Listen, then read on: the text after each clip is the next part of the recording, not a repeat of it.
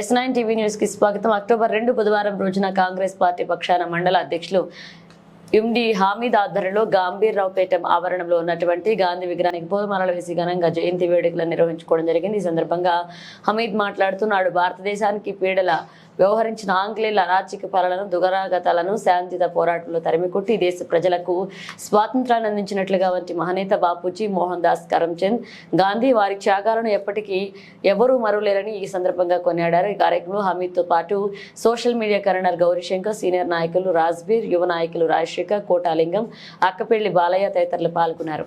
వారి విగ్రహానికి పూలమాల వేసి ఘనంగా నివాళులర్పించడం జరిగింది. ఈ సందర్భంగా యావత్ భారతదేశ ప్రజల తరఫు నుంచి, ముఖ్యంగా గంభీరపేట గ్రామ మరియు మండల ప్రజల తరఫు నుంచి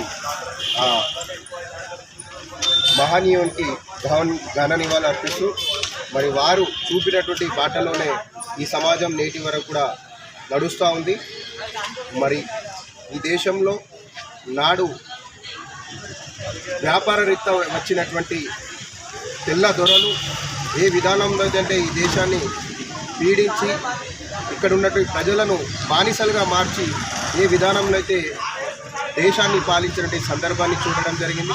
అదేవిధంగా ఉన్నత చదువుల కోసం నాడు ఆయన ప్రయాణిస్తున్న ట్రైన్లో నల్లవారు అనేటువంటిది నేపంతో మహాత్మా గాంధీ గారి పైన జరిగినటువంటి అవమానం అయితేనేమి, నాడు ఆయన చదువుకున్నటువంటి కళాశాలలో ఆయన జరిగినటువంటి అవమానాలను అన్నీ భరించి ఈ దేశ ముక్తి కోసం ఆయనే అహింసా మార్గాన్ని ఎంచుకొని సత్యాగ్రహాలు దీక్షలు చేసి ఈ దేశాన్ని బ్రిటిష్ పరిపాలన నుంచి విముక్తి కల్పించి ఈ దేశాన్ని స్వాతంత్రం తీసుకురావడంలో ముఖ్య పాత్ర పోషించినటువంటి మా జాతిపిత, భారత జాతిపిత గారికి గంభీరపేట మండల పక్షాన హృదయపూర్వకంగా వారికి ఘన నివాళులు అర్పిస్తూ మరి వారు నడిచినటువంటి బాటలోనే ఖచ్చితంగా మేమందరము, మరి ముఖ్యంగా కాంగ్రెస్ పార్టీ శ్రేణులందరం కూడా అహింసా మార్గంలో నడుస్తామని తెలియజేసుకుంటూ ఈ సందర్భంగా శపథం చేసుకుంటూ మనమందరం కూడా గాంధీ గారు ఇచ్చినటువంటి సూక్తులను, అదేవిధంగా వారి ఇచ్చినటువంటి బాటలో మనమందరం కూడా నడవాలని కొనసాగిద్దాం, వారికి ఆశయాలు కొనసాగిద్దామని తెలియజేసుకుంటూ ఈ కార్యక్రమం పాల్గొన్నటువంటి కాంగ్రెస్ పార్టీ